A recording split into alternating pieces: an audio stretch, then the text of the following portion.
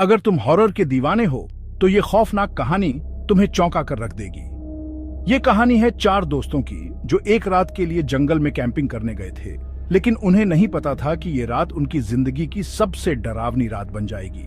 सोचो, चार दोस्त, एक भुतहा जंगल और एक रात जो वो कभी नहीं भूलेंगे। अमन, विप्रा, अथर्व और आकाश सब पक्के 15 साल के यार, बस थोड़े एडवेंचर के शौकीन थे। उन्होंने एक रात के लिए कैंपिंग जाने का प्लान बनाया और वो जंगल की ओर निकल पड़े। अमन, विप्रा, अथर्व और आकाश सब पक्के 15 साल के यार, बस थोड़े एडवेंचर के शौकीन थे। उन्होंने एक रात के लिए कैंपिंग जाने का प्लान बनाया। जैसे ही उन्होंने घने जंगल में अपना टेंट लगाया, अमन ने एक रोंगटे खड़े कर देने वाली कहानी सुनाई, एक शिकारी की जो इन जंगलों में भटकता है। उन्होंने एक रात के लिए कैंपिंग जाने का प्लान बनाया। जैसे ही उन्होंने घने जंगल में अपना टेंट लगाया, अमन ने एक रोंगटे खड़े कर देने वाली कहानी सुनाई, एक शिकारी की जो इन जंगलों में भटकता है। कहानी सुनते ही सबके चेहरे पर डर की लकीरें खींच गईं, लेकिन उन्होंने इसे मजाक में उड़ा दिया। जैसे ही उन्होंने घने जंगल में अपना टेंट लगाया, अमन ने एक रोंगटे खड़े कर देने वाली कहानी सुनाई, एक शिकारी की जो इन जंगलों में भटकता है।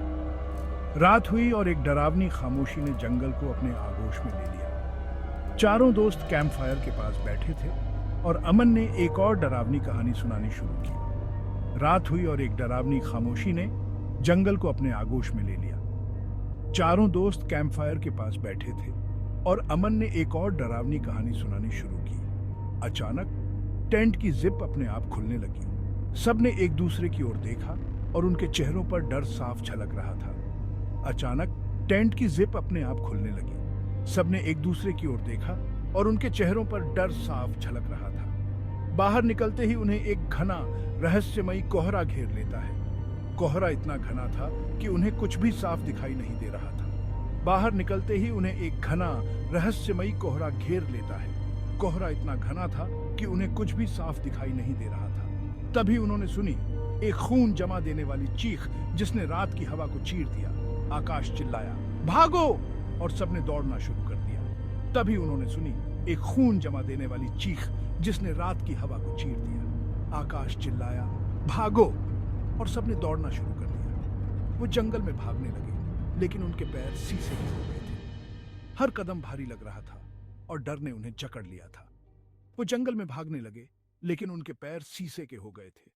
हर कदम भारी लग रहा था और डर ने उन्हें जकड़ लिया था।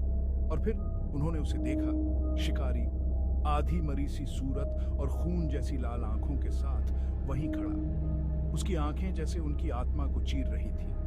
और फिर उन्होंने उसे देखा, शिकारी, आधी मरी सी सूरत और खून जैसी लाल आंखों के साथ वहीं खड़ा। उसकी आंखें जैसे उनकी आत्मा को चीर रही थी। चारों दोस्त डर के मारे वहीं जम गए। शिकारी धीरे धीरे उनकी ओर बढ़ने लगा और उनके दिल की धड़कनें तेज हो गई। सुबह हुई और सूरज की किरणें चारों दोस्तों को जंगल के फर्श पर बेहोश पड़ा पाती हैं। उनकी आंखों में दहशत साफ झलक रही थी। किसी को कुछ याद नहीं था कि रात को क्या हुआ था, लेकिन सबके चेहरे पर डर की छाप थी।